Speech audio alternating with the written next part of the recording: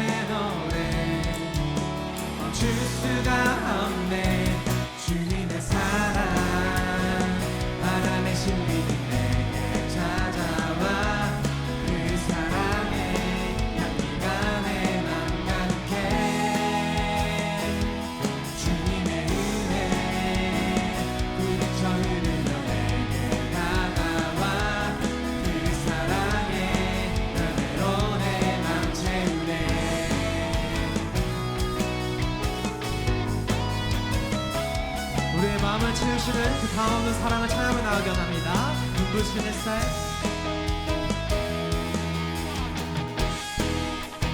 눈부신 햇살 저 하늘 넘어 내게 주어진 주님의 사랑 깊어져가네 나의 마음에 나 얻었네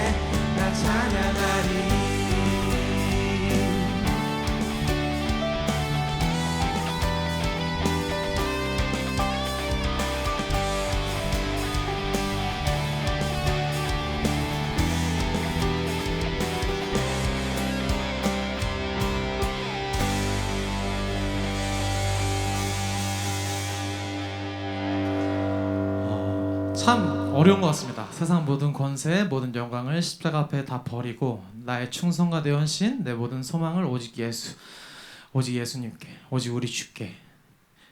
이 고백이 참 어려운 것 같아요.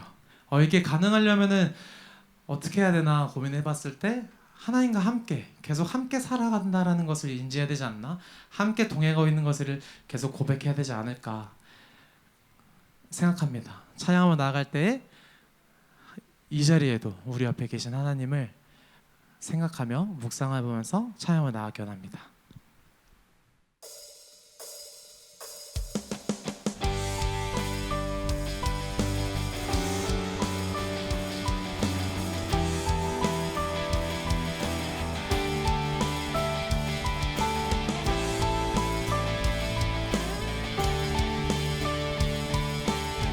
험한 이 세상을 사는 동안에 우린 주와 함께 살아가야 해.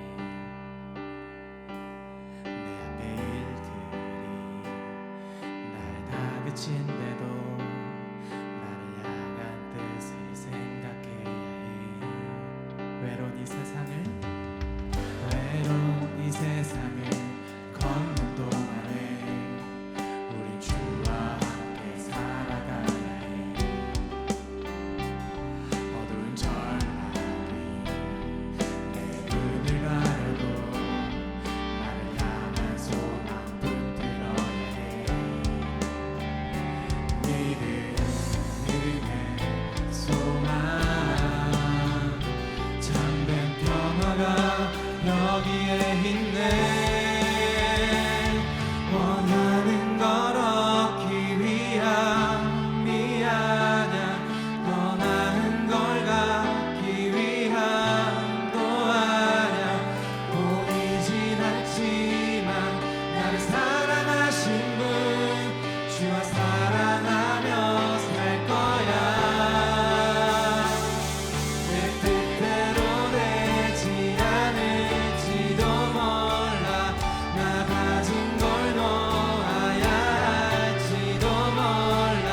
세상이 모르는 가장 아름다운 신, 주와 함께 걸어갈 거야. 우리 주와 함께 살아가야 해.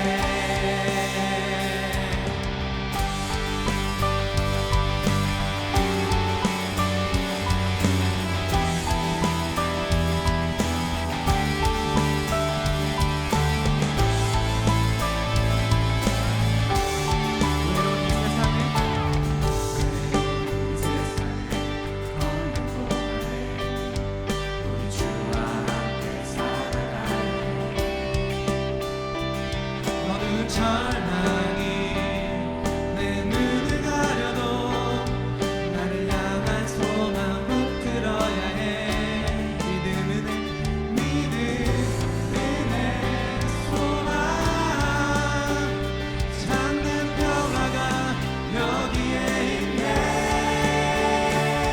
원하는 건 얻기 위함이 아냐, 나 많은 걸 갖기 위함도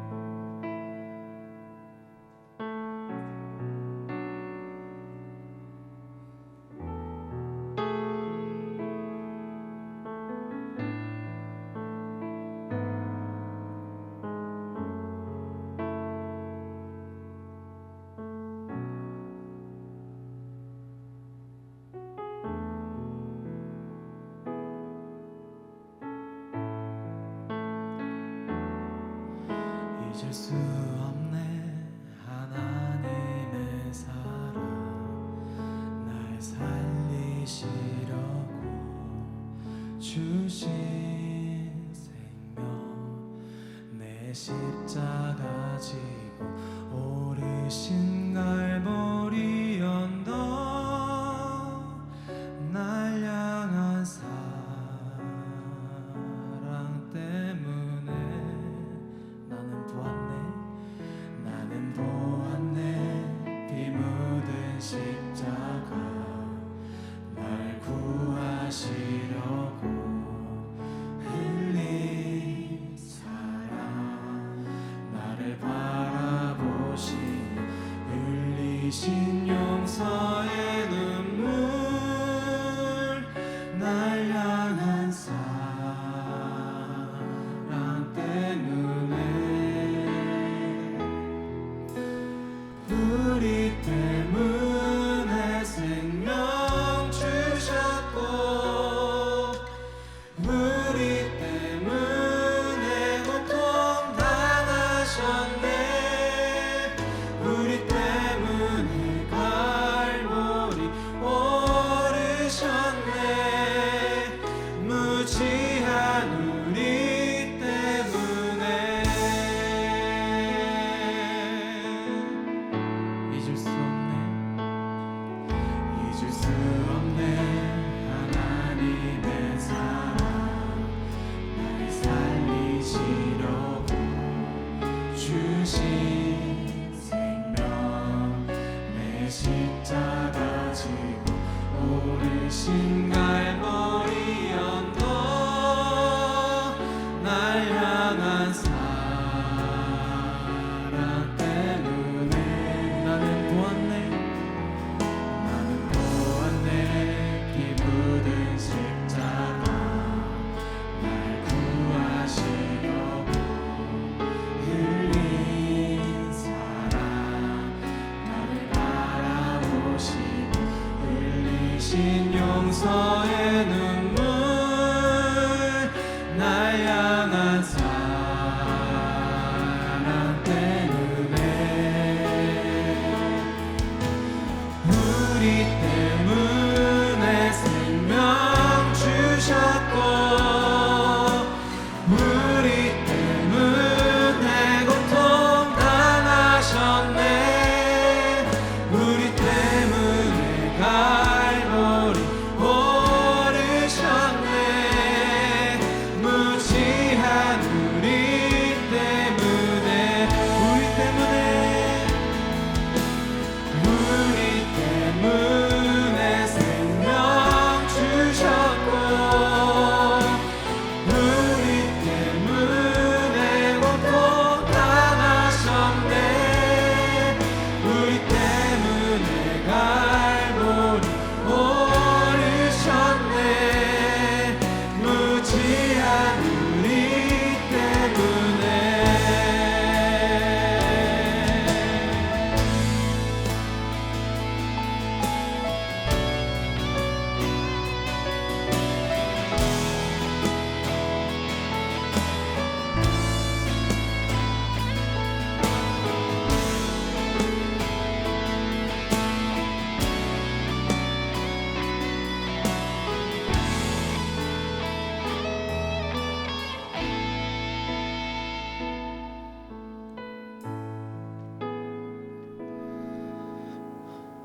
사랑하는 풍성하신 하나님 아버지 감사드립니다. 오늘 예배의 자리를 통해 다시금 당신의 풍성하신 사랑을 깨닫게 하시고 값없는 은혜를 느끼게 하시니 감사드립니다. 이 자리를 우리 모두에게 허락하셨습니다. 당신께서 허락하신 예배가 각 사람에게 간절함이 되게 하시고 평범한 일상이 되게 하시고 치유의 자리가 되게 하시며 창피한 죄를 마주하는 자리가 되게 하시고 당신께 칭찬받는 자리가 되게 하시고 지난 한 주를 당신께 드렸듯이 앞으로의 한 주를 당신께 드리길 소망하는 자리가 되게 하십니다. 이런 일은 사람의 어떠함으로는 불가능하지 않습니까? 오직 당신께서 줄 예배를 허락하신 것만으로 이런 기적을 우리에게 주셨습니다. 이뿐만이 아니라 삶의 자리에서도 우리와 동행하십니다. 정말 감사드립니다. 당신의 영광을 찬양하오니 우리의 찬양을 받으시옵소서. 당신이 허락하신 이 자리에서 당신께 예배드리오니 우리의 예배를 받으소서. 당신의 대언자로서 전도사님을 세우셨으니 전도사님의 영육간의 강건함을 허락하시고 듣는 우리들에겐 듣는 귀와 열린 마음을 허락하여 주소서. 죄인으로 죽을 뻔한 우리가 이 자리에서 당신께 예배드리는 것 자체가 큰 복이자 은혜이며 선물입니다. 주님 홀로 영광 받으소서. 예수 그리스도의 이름으로 기도드립니다. 아멘.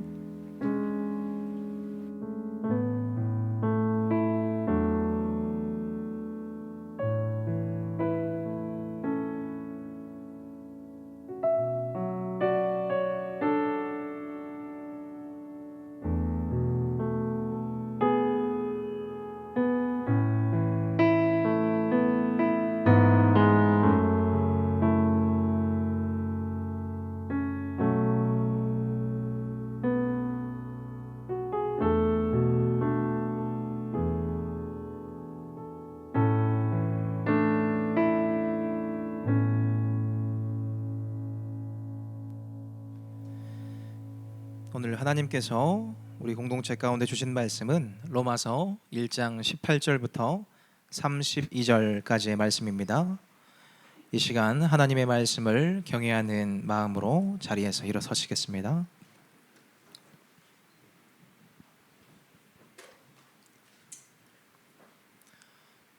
말씀을 한 목소리로 같이 봉독하겠습니다.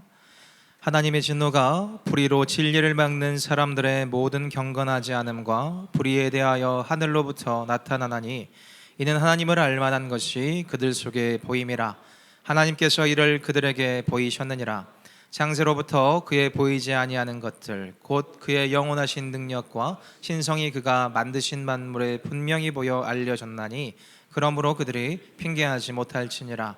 하나님을 알되 하나님을 영화롭게도 아니하며 감사하지도 아니하고 오히려 그 생각이 허망하여지며 미련한 마음이 어두워졌나니 스스로 지혜 있다 하나 어리석게 되어 썩어지지 아니하는 하나님의 영광을 썩어질 사람과 새와 짐승과 기어다니는 동물 모양의 우상으로 바꾸었느니라.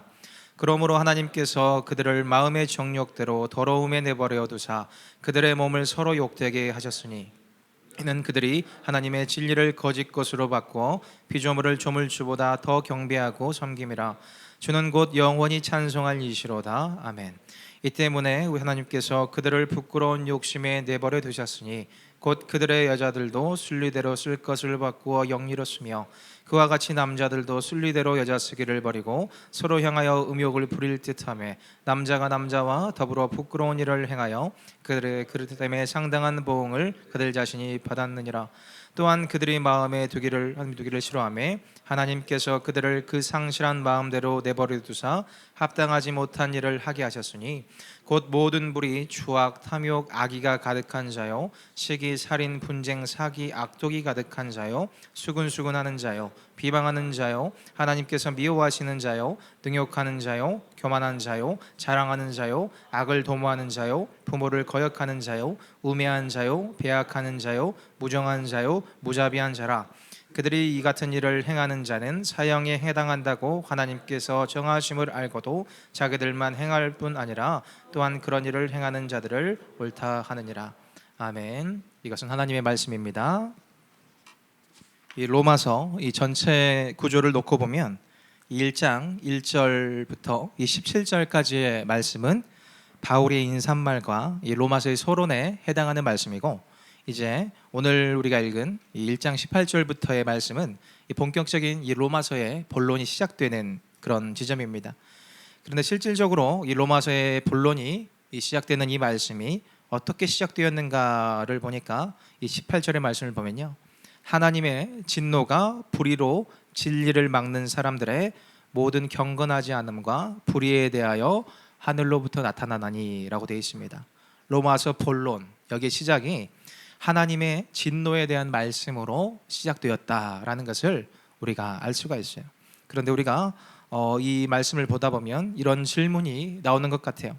우리가 알기로는 이 로마서라는 성경은 복음을 이 체계적으로 설명한 책. 이 복음이라는 것은 굿뉴스, 좋은 소식이라고 했는데 어떻게 이렇게 좋은 소식이라고 하는 이 복음이 하나님의 진노에 대한 이야기로 말씀이 시작되었을까라는 것을 우리가 생각해 봐야 됩니다. 그것은 이런 건 것 같아요. 지난번에 수련회 때 저희 와이프가 예전에 암에 걸렸었다라고 얘기를 했습니다. 그런데 제일 먼저 이 암을 치료하기 위해서 해야 될 일이 무엇일까라고 보면 이 병원에 가서 이 의사 선생님의 이 진단을 들어야 돼요. 이 끔찍한 이 진단을 들어야 됩니다. 당신의 아내는 암에 걸렸습니다. 지금 조직 검사를 해보니까 암세포가 있습니다. 이런 말은 모두가 다 끔찍하게 듣기 싫어하는 이야기예요. 그런데 우리가 이 끔찍한 이야기를 들어야지 이 치료가 시작될 수 있다. 치료의 출발이 있다라고 하는 겁니다. 이 로마서는 분명히 이 복된 소식이고 이 예수님의 복음을 체계적으로 설명해 놓은 성경책이 맞습니다. 그런데 그 로마서가 제일 먼저 시작되는 것이 무엇이었는가? 하나님의 진노라는 무서운 이야기로 시작되었다.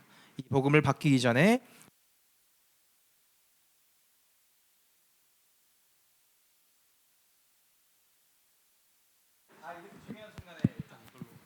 마이크가 안 나오고 다시 시작하겠습니다. 예.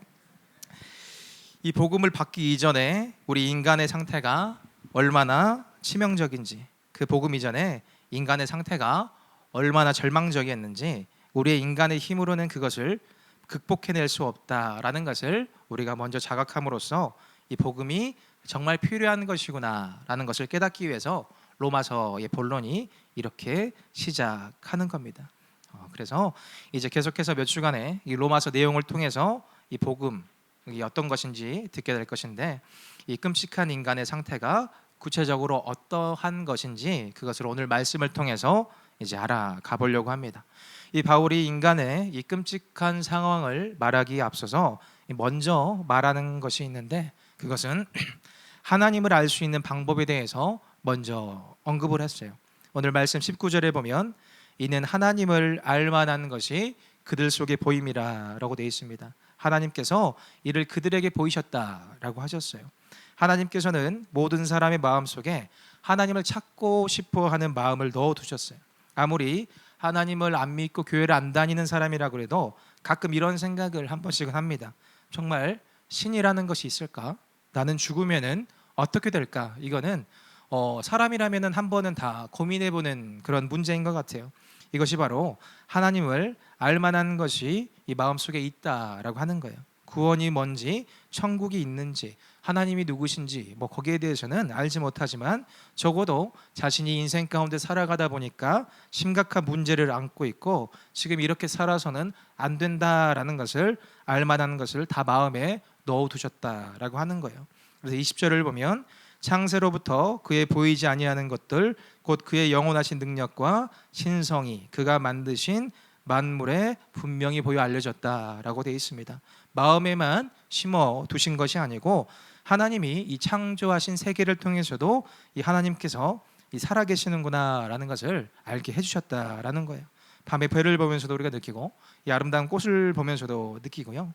특별히 저는 오늘 우리 아기가 처음 첫 예배를 드렸는데 이 볼 때마다 참 그런 것 같아요. 참 우리가 결혼을 해서 아기를 낳게 되었는데 이게 사람의 힘으로는, 아기를 낳기 전에는 사람의 힘으로 하는 것이 아닐까라는 생각이 들었는데 그 아이가 태어나고 그 아이를 보고 있으면 이건 정말 인간이 할 수 있는 일이 아닌 것 같다. 이건 정말 만드신 분이 계시는구나라는 것이 계속해서 생각이 드는 것 같습니다.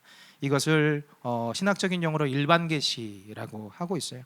하나님은 이토록 그분을 알 만한 것을 우리의 마음 가운데와 이 만물 속에 다 넣어두셨어요. 그래서 적어도 그 신이라는 것을 인식하고 찾아 나설 수 있도록 우리가 살면서 길을 헤매다가 스스로 안에 이렇게 구원이 없구나라는 것을 알게 됐을 때 비로소 나를 넘어선 누군가가 있구나라는 것을 알게 해주셨습니다. 그런데 혹시 그런 마음조차도 느껴지지 않는 사람들이 가끔 있을 수가 있어요.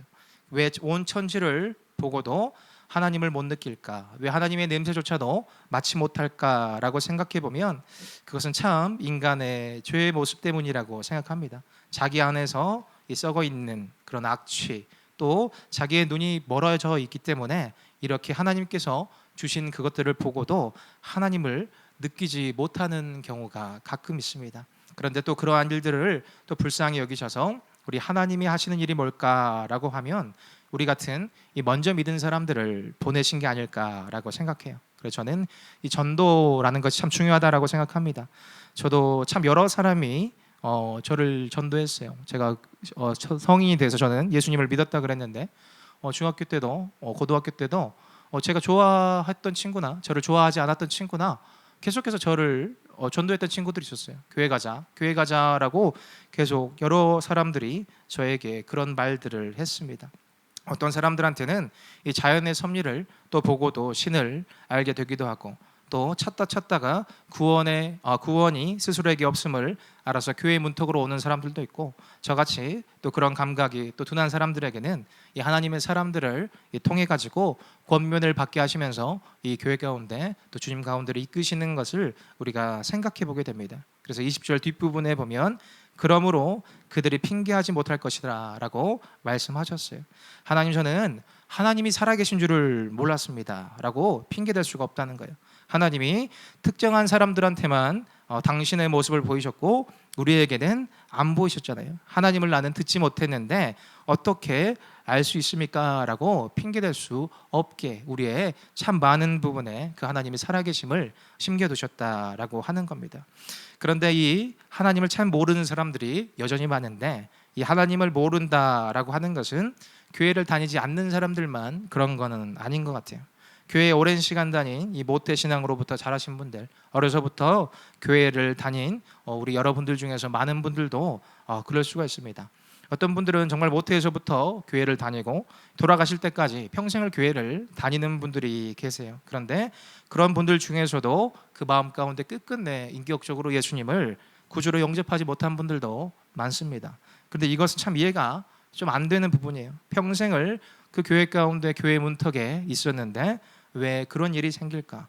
그러나 교회를 다녀본 적이 없는 사람들은 예수님을 모른다라는 것이 좀 이해가 되는 부분이지만, 왜 평생을 교회 다니는 사람들이 왜 복음이 그 안에 없을까? 왜 없이 그렇게 인생이 허망하게 끝났을까라고 생각해 보면 그것은 21절에 그 답이 있는 것 같습니다. 왜 사람이 끔찍한 죄의 진단을 받게 되었을까? 그 시작은 하나님을 알되 하나님을 영화롭게도 아니하며 감사하지도 아니하고 오히려 그 생각이 허망하여지며 미련한 마음이 어두워졌다라고 되어 있습니다. 교회를 다니는 사람이나 다니지 않는 사람이나 그것과 상관없이 하나님을 알기는 아는데 인정하기가 싫다라고 하는 거예요. 왜 그럴까라고 생각해 보면, 이 하나님을 구주로 인정하면 내가 내 삶을 내 뜻대로 살 수가 없기 때문입니다. 내가 내 삶의 주인인데 내가 주인 노릇을 못한다라고 생각하는 거예요. 하나님이 때때마다 이것 하지 마라, 이거 저거 하지 마라 라고 분명히 간섭하실 거니까 그것이 싫은 거예요. 우리가 가장 잘 아시는 그분, 나보다 나를 더 잘 아시는 그분을 따라가야지만 우리의 인생이 진짜 바른 길로 갈 수가 있는데, 그렇게 살질 못하는 사람들이 정말 많다라고 하는 겁니다. 그런데 그렇게 살질 못하면 어떻게 되는가라는 것이 또 오늘 말씀에 나와 있어요. 그 생각이 허망하여지며 미련한 마음이 어두워진다라고 되어 있습니다. 오늘 말씀에 생각이 허망하여졌다라는 것은 이 원어로 보면 이 마타이오라고 되어 있습니다. 이게 무슨 뜻이냐면 이 생각 자체가 무가치해졌다라는 뜻이에요. 하나님을 떠나면 제일 먼저 생기는 게 있는데, 이 사고, 우리의 이성이 병들기 시작합니다. 그런데 이 사고가 어떻게 병이 되냐라고 하면 이 무가치한 것들을 아주 가치 있게 생각해요. 그리고 가치 있는 것들을 아주 무가치 없게 생각하는 그런 병에 걸립니다. 제가 예전에 어떤 예화를 들었는데, 그 마귀가 우리 마음속에 와서 하는 일이 딱 한 가지가 있다고 합니다. 그게 뭐냐면, 제일 좋은 이 보석과 제일 하찮은 보석 그 두 가지가 1억짜리 보석이 있고 1,000원짜리 보석이 있는데, 그 두 개를 훔쳐가는 게 아니고 1억짜리랑 이 1,000원짜리의 가격표만 바꿔놓고 간다라고 하는 거예요. 그리고 평생을 그 바꿔버린 그 가격을 보면서 이 1,000원짜리를 평생 1억짜리라고 생각하면서 살아가는 것이 인생의 그런 모습이다라는 그런 예화를 들은 적이 있습니다. 무가치한 것, 아무것도 아닌 것, 썩어질 것, 그런 것에 우리가 영원한 소망을 두고 살아가기 시작한다라고 하는 말씀입니다. 또 허망하여지며라는 말씀을 다음에 보면 이 미련한 마음이 어두워졌다라고 했어요. 이 마음이라는 것이 여기서는 우리가 보통 말하는 이 마인드라는 것이 아니고 이 하트라고 하는 겁니다. 이 카르디아라고 하는데 우리 마음의 중심, 이 심장, 이것이 어두워졌다라고 하는 거예요. 우리는 살면서 우리의 이성을 참 많이 의지하는 것 같아요. 우리 이성으로 잘 판단할 수 있다고 생각합니다. 그런데 우리의 이성은 이 가치 없는 것을 가치 있게 여기는 사람들이에요. 진짜 가치를 둬야 되는 것은 허망하게 생각하는 식으로 움직이기 때문에 우리의 이성이 사실 그렇게 소용이 없습니다. 오히려 우리의 이성이라는 게 더 악하게 사용되는 경우가 훨씬 많습니다. 요즘 특별히 사회적으로 많이 보이는 이런 뭐 전세 사기라든지 이 코인 사기 이런 것들이 참 많은데 이 법을 알고 똑똑하다고 생각하는 사람들이 자기가 가지고 있는 약한 동기를 실현하기 위해서 이 범죄를 저질러요. 그리고 그 범죄를 자신이 저지르지 않았다고 가리기 위해서 완전 범죄를 꿈꾸며 또 악행을 저지르는 것을 우리가 보게 됩니다. 이 데카르트라는 사람이 있었는데 참 유명한 말을 했어요. 나는 생각한다, 고로 나는 존재한다라는 말을 했습니다. 이 이전과 이 이후로 인간 문명이 참 많이 바뀌었어요. 이 생각, 이 이성이라는 것이 얼마나 사람에게 중요한 것인가. 이 이성이 정말 바르게 움직이면 이 사물을 밝히 판단하고 옳고 그른 것을 분별할 수 있고 우리가 만들어내는 모든 문명을 통해서 얼마든지 우리는 인간들이 이상적인 세상을 만들 수 있다라고 생각했습니다. 이 데카르트의 이 말 한마디로부터 오늘의 모든 문명이 쌓아져 가고 있다라고 볼 수 있습니다. 그런데 사도 바울이 봤을 때는 그 이성이 허구였다라고 하는 거예요. 병든 이성으로 백날 머리를 굴려봤자 거기서 무슨 선한 것이 나오는가. 생각이 병들고 이성이 병들면 결국 그것은 아무 소용이 없다. 오히려 악을 더 극악하게 생산해내는 쪽으로 사람들은 사용한다라고 하는 겁니다. 또 유명한 톰 라이트라는 신학자가 이 부분에 또 이런 비유를 했습니다. 우리는 이 나침반을 가지고 있다라고 하는 거예요. 그런데 주변에 강력한 자석, 이 죄라는 이 자석이 있어서 그 나침반이 전혀 작동이 되지 않는다. 죄라는 힘이 우리 속에서 움직이니까 이 나침반이라는 이 이성이 전혀 작동을 하지 않고 이 작동을 하더라도 잘못된 방향, 자기 본능을 채우는 쪽으로만 움직이더라라고 하는 겁니다. 결국은 탐욕을 위해서 거짓말도 하고 살인도 하고 엉뚱한 쪽으로 우리의 삶은 살아가게 되어 있다. 그런 현상에 대해서 이 사도 바울이 오늘 22절에 무엇이라고 했냐면 스스로 우리는 지혜롭다고 생각하지만 어리석은 것이 되었다라고 했어요. 이 사도 바울은 유대인이지만 이 로마 지역에서 살았던 사람이기 때문에 이 세계 이 문명의 핵심을 잘 알던 사람이었습니다. 이 그리스 철학이 쌓아놓은 지혜와 이 로마가 쌓아놨던 어마어마한 이 건축물들, 그것은 사실은 위대해 보이고 거대해 보였지만 하나님이 없는 것이었기 때문에 스스로 지혜롭다 할 뿐 어리석은 파멸의 길로 가고 있다. 그것이 우리의 문명이다라고 말씀하신 거예요. 아무리 화려해 보여도 생각이 무가치하게 된 인간은 결국 초라한 것들에 인생을 걸게 되어 있고 마음이 완전히 어두운 상태가 되어 있으니까 이 삶을 분별할 줄 모르게 되는 것이 우리 인간들의 삶이다라고 하는 겁니다. 이렇게 예수님을 떠나서 하나님을 떠나서 사는 사람들에게 허망해지고 어두운 마음이 상태에 있는 사람들에게 이제 일어나는 현상들이 있는데 그 첫 번째가 무엇인가라고 보면 예배에 실패한다라고 하는 겁니다. 예배할 것을 예배하지 못하고 예배하지 않아야 될 것들에게 머리를 조아리며 살아가더라. 우상숭배라는 말입니다. 23절이 바로 그 말씀이에요. 썩어지지 아니하는 하나님의 영광을 썩어질 사람과 새와 짐승과 기어다니는 동물 모양의 우상으로 바꿨다라고 되어 있습니다. 옛날 사람들은 참 미련하다라고 우리가 생각될 때가 있습니다. 어떻게 그 태양이나 산이나 동물들한테 절을 하고 거기에다가 제사를 지냈을까? 그것들은 다 피조물인데 어떻게 거기에 절을 했을까라고, 또 조상신이라는 것이 어디 있다고 제사상을 만들고 거기에 절을 하고 있을까라고 우리가 생각이 들 때가 있습니다. 그러나 그때나 지금이나 하나님이 없는 문명이면 그 숭배할 대상만 조금 달라지는 거지 그 우상 숭배라는 것은 계속 우리의 삶 가운데도 있다라는 것을 우리가 항상 염두에 둬야 됩니다. 오늘날의 우리 문명은 어디에다가 머리를 조아릴까라고 보면 특별히 요즘은 참 돈에 머리를 많이 조아리는 시대인 것 같아요. 그리고 이 성, 그리고 음란한 것들, 이 권력, 또 자기 안에 있는 탐욕, 이런 것들이 참 구체적으로 우리의 삶 가운데 많이 들어와 있는 것 같습니다. 그리고 결국 그 끝이 무엇일까라고 보면 결국 내 하고 싶은 대로 하는 것, 내 자아인 것 같아요. 이 자아가 우상이 돼서 인류 문명 사상 처음으로 지금은 이기주의라는 것이 정당화되어 있는 그런 문명이 도래해 있다라고 생각합니다. 그런 인류를 하나님이 심판하시는데 어떤 방법으로 심판하셨는가라고 보면 저는 이 심판의 방법이 제일 무서운 방법이었다고 생각합니다. 24절을 보면 하나님께서 내버려 두셨다라고 되어 있어요. 이것은 용서와 관용의 표현이 아닙니다. 이것은 하나님의 진노의 표현이에요. 막으시지 않으시고 너희들이 하고 싶은 대로 해봐라. 그들이 원하는 대로 가도록 놔두셨다라는 뜻입니다.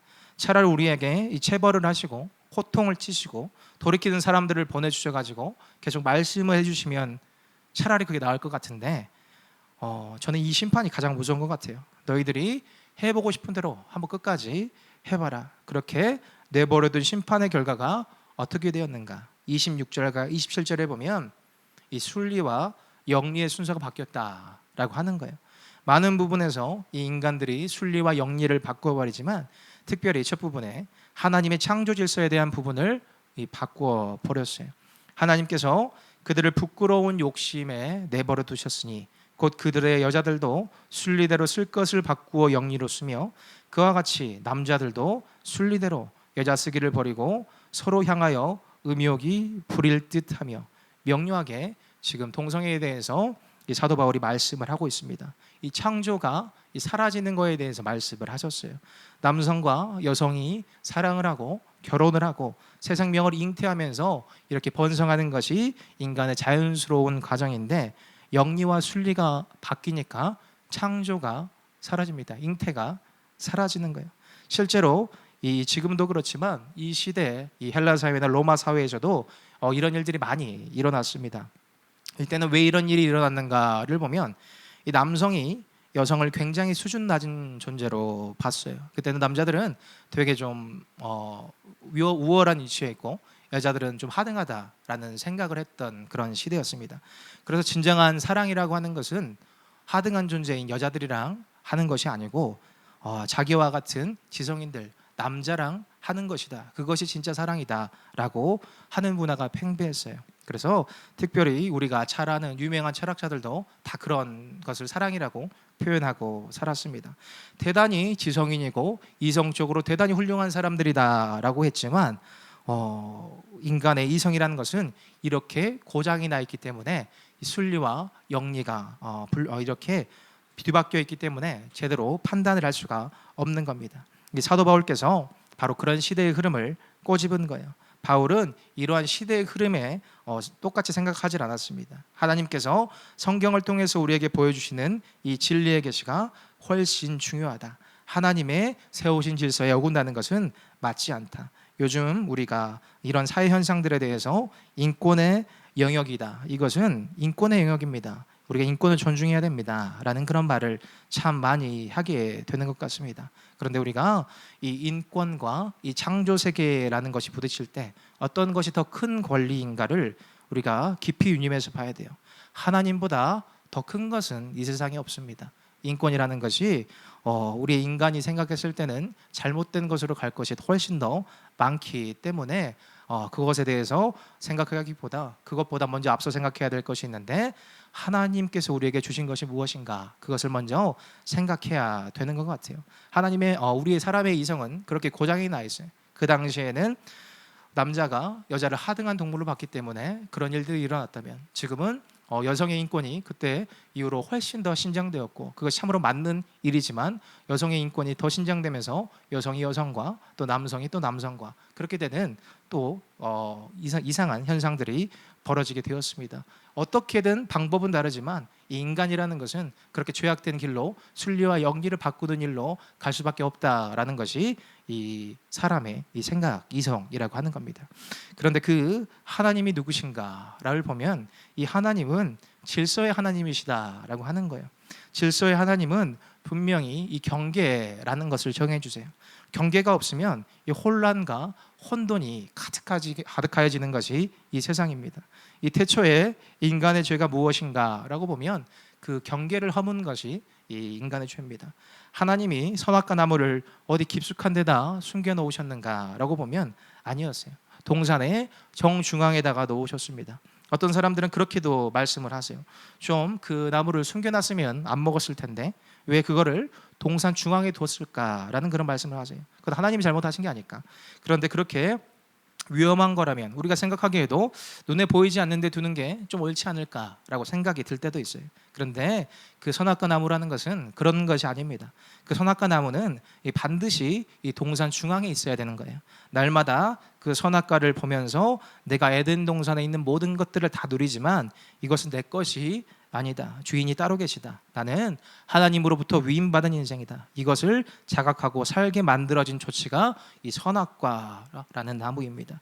창조물과 피조물과의 경계, 그거를 하나님께서 동산 중앙에다가 세워두신 거예요. 그런데 그 경계를 침범하는 거에서부터 이 죄가 시작되었습니다. 그렇게 인간의 죄는 여전히 똑같아요. 이 경계를 항상 침범합니다. 이 사람의 경계를 침범하고 동물의 경계를 침범하면서 계속 허물고 끊임없이 하나님의 이 세계를 파괴하는 거예요.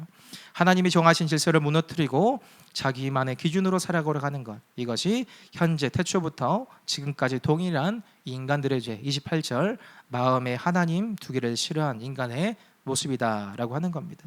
그렇게 인간이 하나님을 마음에 두기를 싫어하면서 순리와 영리가 바뀌는 일들이 내버려 두어지니까 이제 어떻게 되는가? 온갖 죄들이 자라서 죄의 열매를 맺어가는 거예요.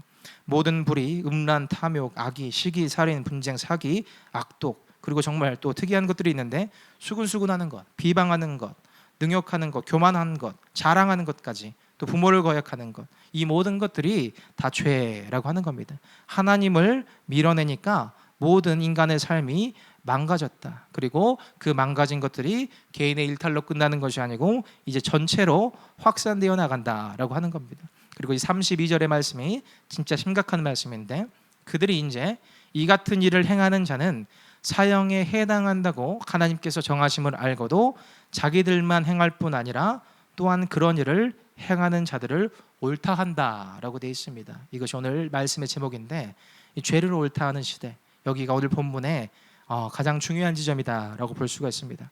처음에는 혼자 개인의 일탈이었어요. 예전에는 죄를 지으면 이것이 스스로 숨기면서 또 이렇게 하는 모습들이 있었습니다. 그리고 그러다가 몇 명이 함께하는 정도에 머물렀어요. 그러다가 나중에는 아예 이게 뭐가 나빠, 이게 정상이다라고 주장하고 입법도 하게 되고 참 어려운 시절을 모든 사람들이 겪게 되는 겁니다. 그렇게 죄를 짓때 이제 혼자 짓는 것이 아니고 같이 짓고 조직적으로 짓고, 이제는 그것이 불규칙하게 한두 사람이 일어나는 관행이 아니고 정형화된 문화가 되고 법이 되는 단계까지 가는 것, 그것이 이 32절의 말씀이에요.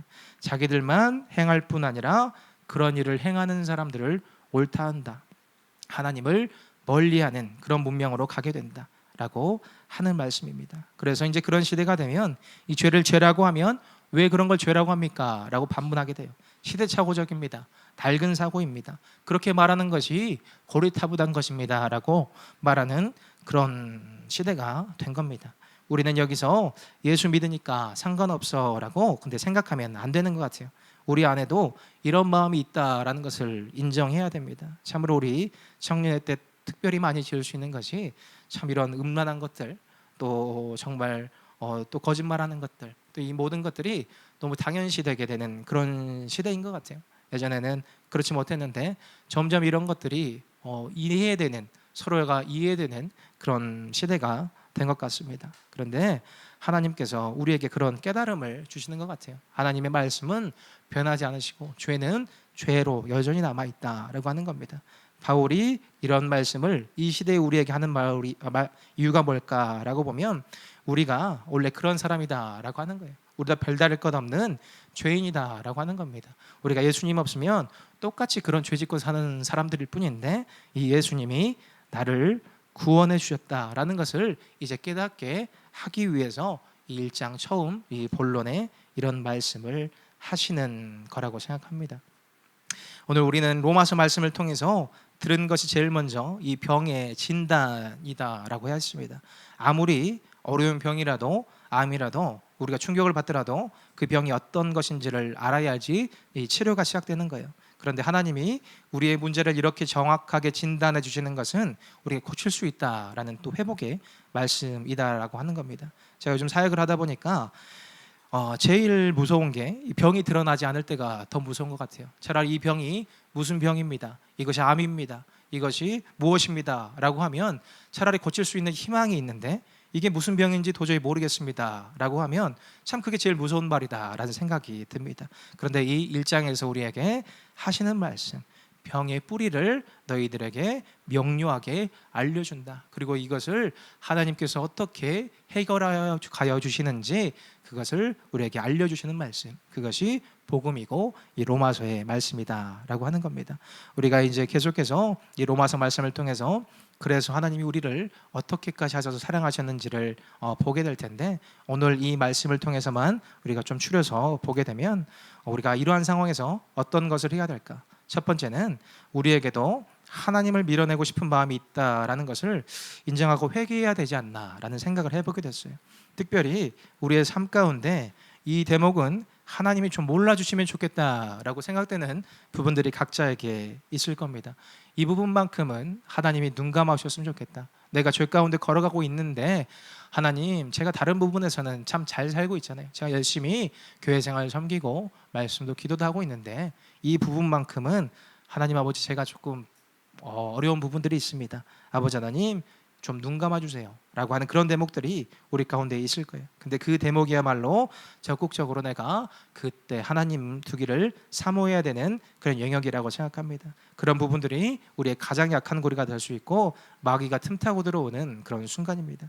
그때 내가 죄 가운데 들어가고 있을 때 그때 우리가 인식해야 돼요. 아, 내가 지금 여기서 내가 하나님을 밀어내고 있구나, 하나님보다 또 먼저 내가 앞세우는 것이 있구나, 이런 것을 인식하는 순간에 이 죄가 틈타고 들어오려다가도 놀라서 물러나가게 된다. 하나님을 사모하는 마음에서부터 이것이 시작된다라는 것을 우리가 알아야 됩니다. 두 번째는 이 하나님에 대해서 계속 배워가야 되는 게 우리의 삶이에요. 어릴 때 우리가 교회 학교에서 배운 것으로는 평생 살아갈 수가 없습니다. 하나님은 무한하신 분이시기 때문에 우리가 평생을 배워도 다 알 수가 없습니다. 그러니까 말씀을 계속 읽고 기도하면서 하나님을 더 알아가는 그런 삶을 살아가게 돼야 됩니다. 주님이 이 상황 속에서 내 삶 가운데 이렇게 움직이고 계시는구나, 이것을 하나님을 아는 지식 가운데 바르게 깨닫게 되면 그것이 내 삶 가운데 엄청난 힘을 가져다 주는 것 같아요. 내 안에 있는 갈등과 고민들, 권고한 것들을 다 날려버리고 내가 이때까지 가지고 있던 이 한계를 넘어서 진짜 신앙인이 되게 해주시는 것이 하나님을 아는 지식을 매일매일 사모하며 살아가는 삶의 사람입니다. 마지막으로는 저는 항상 이 기도를 많이 하는데, 이 공동체를 주심에 참 감사해야 된다라는 생각을 많이 하는 것 같아요. 그리고 이 공동체를 함께 잘 갖고 나가는 것이 진짜 중요하다라는 생각을 많이 합니다. 우리는 이 죄를 옳다 하는 이 시대에 살아가는 것 같아요. 세계적으로도 악법은 계속 통과되고 죄악이 이미 만연했고 참 죄가 옳다라고 하는 사람들이 많은 그런 세상입니다. 그런 세상에서 이 개인들이 홀로 믿음을 지켜나가는 것은 진짜 어려운 일이라고 생각해요.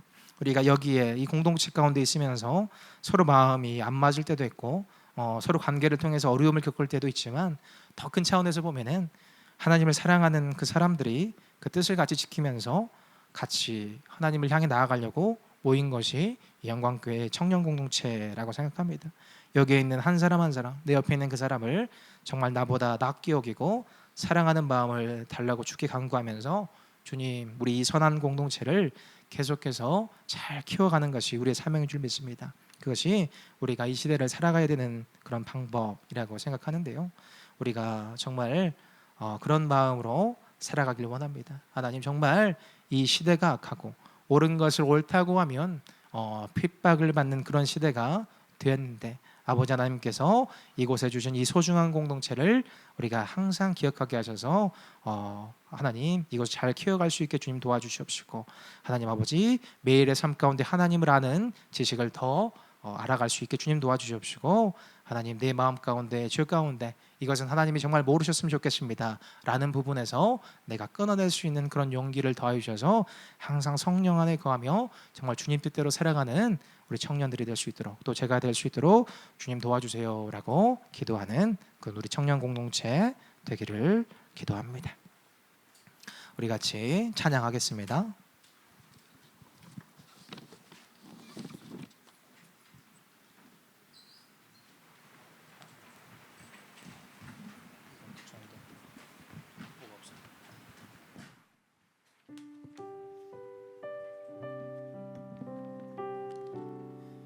우리 찬송하겠습니다.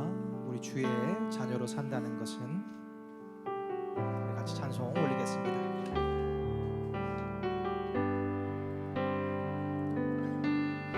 주의 자녀로 산다는 것은 불 가운데로 걸어가는 것, 그 속에서 날 지키시는 그 손길을 경험하는 것, 주의 자녀로 산다는 것은, 주의 자녀로 산다는 것은 바다 위로 걸어가는 것, 바다 위로 걸어가는 것, 내 온몸을 덮쳐오는 폭풍 속에서 잠잠히 주 바라보는 것, 때론 불 가운데 휩싸일 때도, 폭풍 가운데 무너질 때도 주님 내 곁에 함께 하시네. 가장 가까이에 함께 하시네. 주의 자녀로 산다는 것을, 자녀로 산다는 것은 나도 그들을 용납하는 것, 나도 그들을 용납하는 것, 나를 위해 달리신 십자가 사랑, 그 사랑으로 살아가는 것, 주의 자녀로 산다는 것은, 자녀로 산다는 것은 주님과 함께 동행하는 것,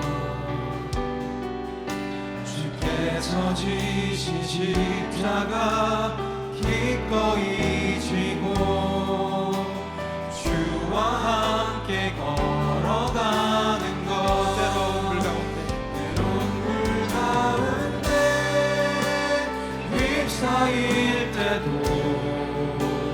폭풍 가운데 무너질 때도 주님 내 곁에 함께 하시네. 가장 가까이 때론 불 가운데 함께 하시네. 때론 불 가운데 휩싸일 때도, 폭풍 가운데 무너질 때도 주님 내 곁에 함께 하시네. 가장 가까이에 함께 하시네. 우리 함께 같이 기도하겠습니다. 하나님, 주의 자녀로 산다는 것은 정말 주님의 그 뜻에 따라 아버지 하나님 내 마음을 일치하며 살아가는 것입니다.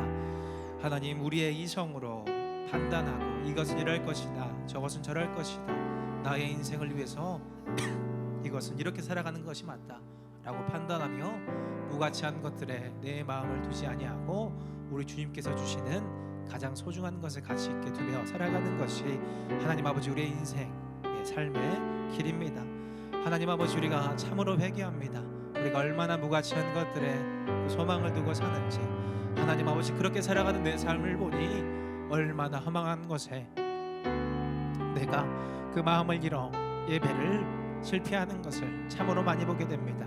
내가 이 자리에 나와 있는데 하나님을 예배하지 못할 때가 참으로 많이 있습니다. 이 바리새인들이 11조를 근처에 11조를 드리고 하나님 아버지 모든 것을 율법대로 살아갔다라고 자랑했던 그 모습이 내 삶 가운데에 있다라는 생각이 듭니다. 온갖 허망한 것들에 내 마음을 여전히 두고 이곳에 몸만 나와서 마음은 하나님 아버지 허망한 것을 두고 살아가는 이 죄된 모습을 주님 용서하시고, 하나님 아버지 내가 예배에 실패하지 않게 주님 도와주시옵시고, 내 삶이 주님이 주시는 그 순리와 영리를 바꾸지 않는 삶을 살게 도와주셔서 정말 주님이 주시는 그 창조의 목적대로 내가 주님의 그 창조 질서를 정말 지켜나가며 질서의 사람으로서 세워져 살아갈 수 있도록 주님 도와주시옵소서라고 우리 주여 이름 한번 부르고 우리 같이 기도하도록 하겠습니다.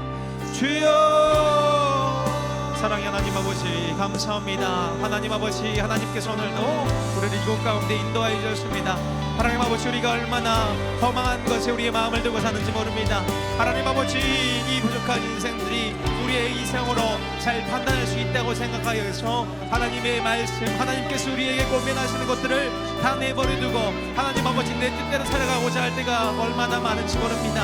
하나님 아버지, 그렇게 내 생각과 고장난 인생을 따라갔을 때 우리에게 따라오는 것이 무엇인가 봤더니 허망하고 무가치한 것들에 내 삶이 따라져 나가는 것을 정말 많이 보게 됩니다.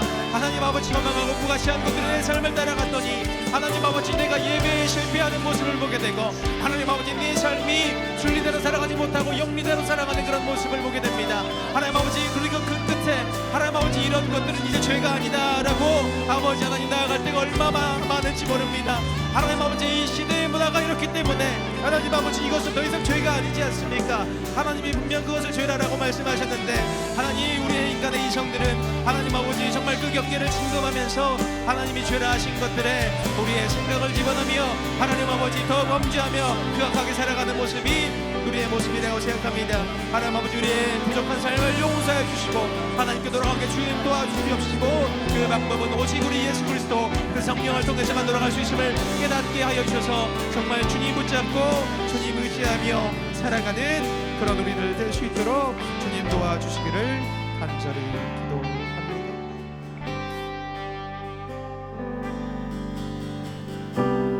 하나님 앞에 예물 구별하여 올려드립니다. 11조로 주정헌금으로 구별하여 예물 드립니다. 한 주도 하나님의 은혜 안에서 자라게 하심에 감사드립니다 라고 무명으로 고백하셨습니다. 하나님 앞에 올려드리는 이 귀한 고백과 예물이 있습니다. 주님께서 이 예물 안에 담긴 우리 청년들의 마음, 이 고백들을 기뻐 받아주시고 우리의 형편 속에 항상 주님께서 함께하여 주셔서 우리의 모든 길을 선하게 인도하여 주시옵소서. 하나님, 오늘도 우리가 말씀을 통해서 배웁니다. 하나님, 우리의 고장난 이성, 우리가 참으로 이것이 옳다라고 하는 것들이 얼마나 허망한 것인지를 보게 됩니다. 하나님, 우리가 옳다라고 생각되는 것들은 하나님의 경계를 침범하는 것들이 정말 많다라고 생각합니다.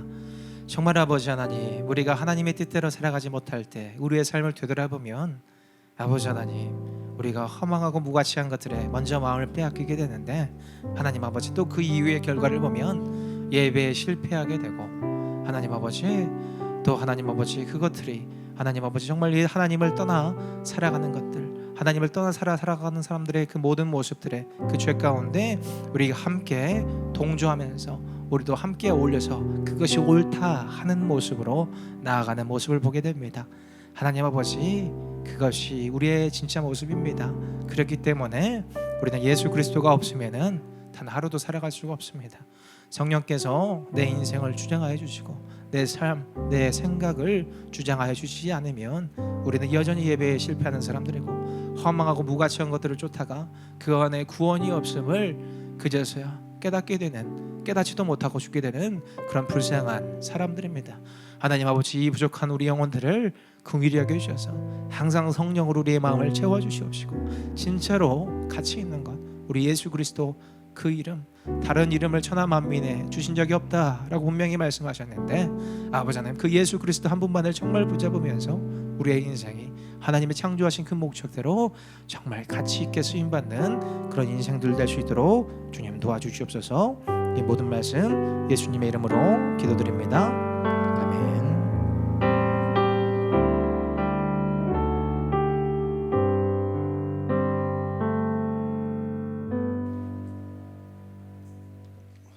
네, 오늘도 예배 나오신 여러분들 모두 환영하고 축복합니다. 강구 시작하겠습니다. 네, 9월 캠페인 다스림입니다. 네, 각자의 자리에서 주어진 삶을 성실하게 살아가시면서 선한 영향력을 미치시는 청년부 됐으면 좋겠습니다. 네, 생명의 삶 9호로 구매 원하시는 분은 뒤에 조아영 회계님한테 문의해 주시면 감사하겠습니다. 네, 그리고 다니엘 기도회 매주 수요일 저녁 8시 50분에 4층 유치부실에서 진행됩니다. 예. 그리고 경건회 매주 주일 오후 1시 청년부 리더실에서 진행되고 있습니다. 그리고 이제 9월달에 돌아와가지고요, 각 속으로 회계님한테 10,000원씩 주시면 감사하겠습니다. 바자회, 예, 바자회 아시죠? 바자회가 9월 20일부터 21일까지 진행되는데요. 이게 저희 청년부에서도 물품을 좀 거두면 좋을 것 같다고 하셔가지고 이제 다음 주까지 집에서 안 쓰는데 좀 쓸만한 물건 있으면 저희한테 제출해 주시면 감사하겠습니다. 그리고 9월 20일이랑 21일에 이제 그 주로 먹을 걸 많이 파시더라고요. 그래서 심심하면 동네 마실 한번 나오셔가지고 돈도 좀 쓰시고 하시면 좋을 것 같습니다. 네. 그리고 네.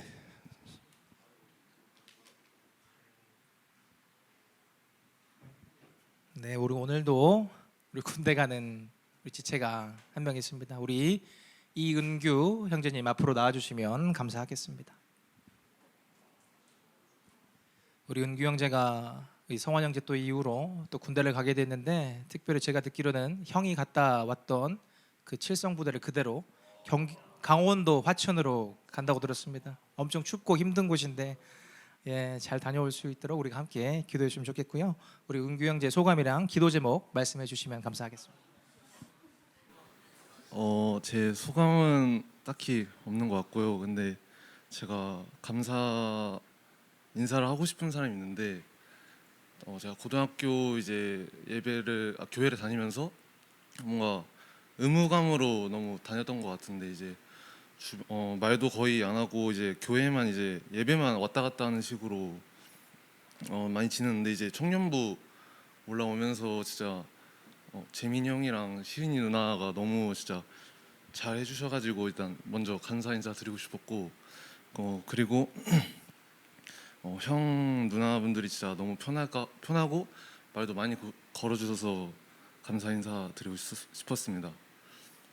그리고 마지막 기도 제목은 군 생활하면서 주님을 놓치지 않고 시간을 헛되이 쓰지 않도록 기도해 주시면 감사하겠습니다.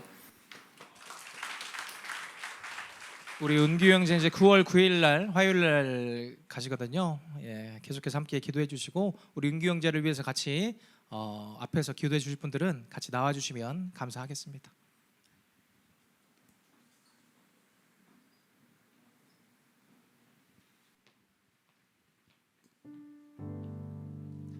우리 은규 형제님을 위해서 같이 기도하겠습니다.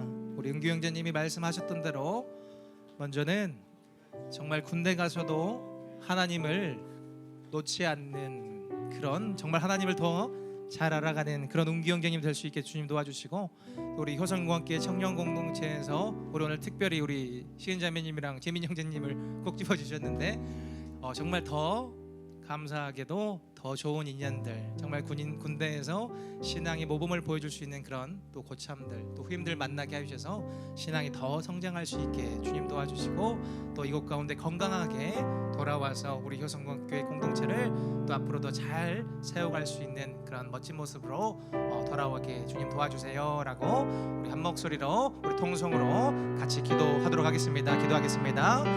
사랑의 하나님 아버지 감사합니다. 하나님 아버지, 우리 은규 형제님을 위해서 기도합니다. 하나님 아버지, 우리 은규 형제님, 우리 이중민 목사님과 우리 정선은 목사님의 우리 귀한 가정에서 자라서 하나님 아버지 정말 이렇게 벌써 장성하여서 군대를 가게 되었습니다. 하나님 아버지, 정말 PK로 살아가면서 그 어려움이 많았을 거라고 생각합니다. 항상 아버지 하는 행동들 하나하나가 사람들에게 보여지는 것이 되면서 그 마음 가운데 부담이 되었을 것이라고 생각합니다.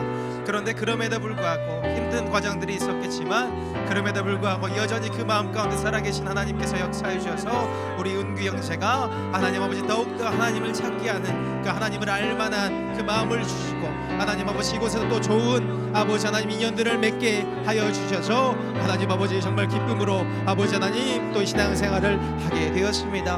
하나님 아버지, 우리 강원도 화천의 칠성부들에 가게 됐는데 정말 많이 춥고 어려운 것입니다. 하나님 아버지, 하지만 환경은 어려운 곳이지만 그곳에서 정말 마음이 따뜻하고 정말 하나님만을 바라보는 좋은 고참과 또 후임과 동기들 만나게 하여 주셔서 그곳에서 더욱더 신앙이 굳건하게 세워지는 우리 은규 형제님 될 수 있게 주님 도와주시옵시고, 또 건강하게 아버지 하나님 전역하게 주님 도와주셔서 다음에 다시 돌아왔을 때 우리 효성교회 공동체에서 정말 건강하게 다시 세워갈 수 있는 그런 시간이 속해올 수 있도록 주님 도와주시옵소서.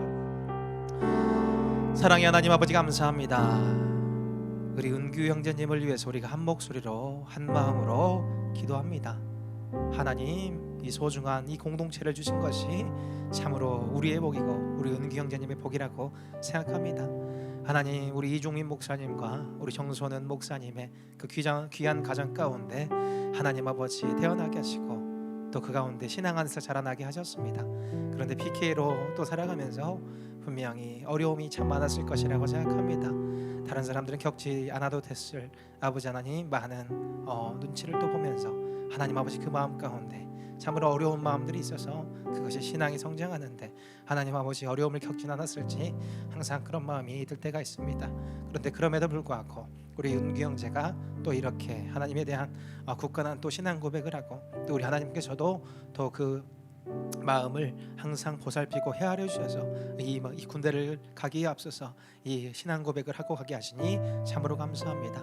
하나님 아버지, 군대에 가서도 더 좋은 만남이 아버지 하나님 있게 하셔서 하나님을 정말 신실하게 믿는 사람들을 만나는 축복을 주님께서 더하여 주셔서 그것을 더욱더 영적으로 성숙해지고 더욱더 그것으로 통해서 하나님 아버지 하나님을 알아가는 그런 시간이 될 수 있게 주님 도와주시옵소서. 또 육적으로도 건강하게 다치지 않고 전역할 수 있게 주님 도와주셔서 다음에 우리가 다시 이곳 가운데 전역하고 만났을 때 더 효성교회 이 청년부의 또 리더로서 또 동생들을 또 형들을 또 잘 섬기면서 나아가는 그런 귀한 아버지 하나님 청년으로 다시 돌아올 수 있도록 주님 그 시간이 속히 올 수 있도록 그 우리 용규 형제의 이 군대에서의 삶을 영적으로도 육적으로도 안전하게 지켜주시기를 간절히 기도합니다.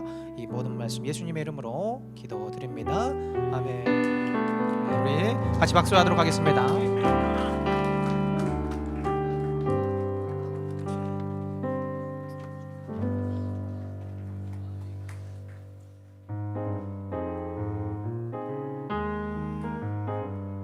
네, 축복합시다.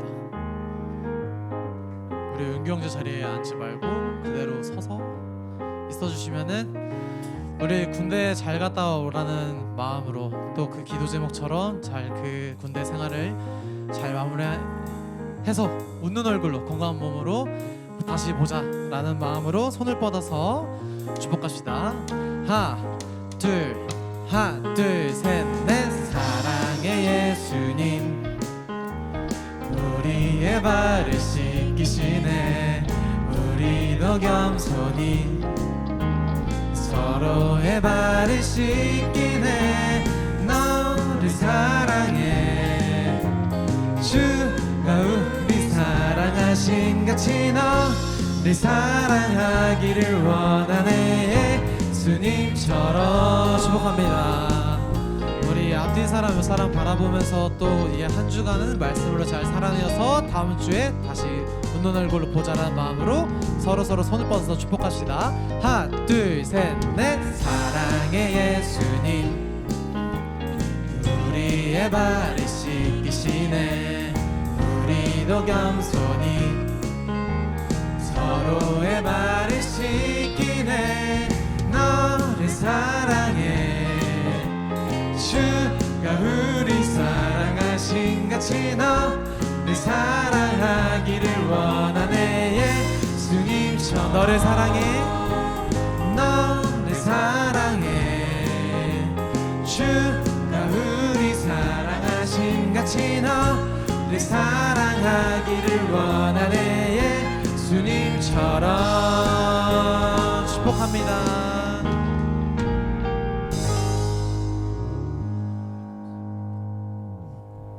우리 주님께서 가르쳐 주신 기도로 예배를 마치도록 하겠습니다.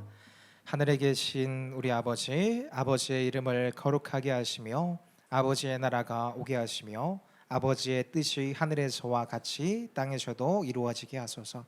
오늘 우리에게 일용할 양식을 주시고 우리가 우리에게 잘못한 사람을 용서하여 준 것 같이 우리 죄를 용서해 주시고 우리를 시험에 빠지지 않게 하시고 악에서 구하소서. 나라와 권능과 영광이 영원히 아버지의 것입니다. 아멘.